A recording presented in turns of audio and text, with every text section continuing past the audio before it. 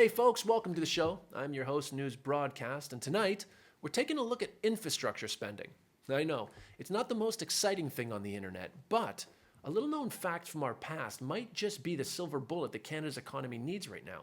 You see, from 1930 to about 1978, the Canadian government received interest-free loans from the Bank of Canada for infrastructure spending. Now, what were we able to build underneath this little program? Glad you asked. We were able to put together the St. Lawrence Seaway, the Trans-Canada Highway, housing for World War II vets coming home, as well as public housing for low-income families.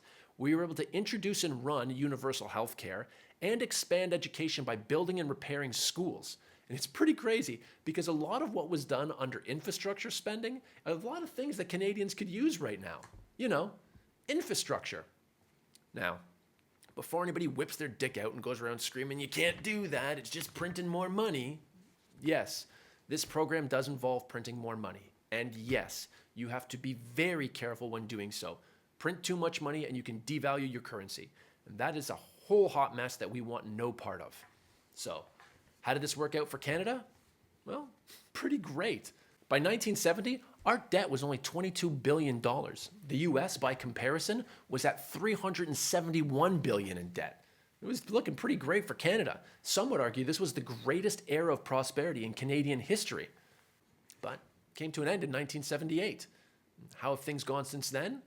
Well, by 1990, just 12 years later, our debt had ballooned to $407 billion. And today, Canada is $1.2 trillion in debt. We pay $86 billion a year just in interest. Now, when our correspondents reached out to the federal government and asked why wasn't returning the Bank of Canada to its original charter included in your plan for housing, the federal government responded by saying, "Shut up, you're not my real dad." Which is ironic, because Justin Trudeau's father, Pierre Elliott Trudeau, was the one who canceled this program and began borrowing from the central banks in the first place. Now look, I'm going to be honest. I'm not a mathematician. I'm just a news anchor on a public access station.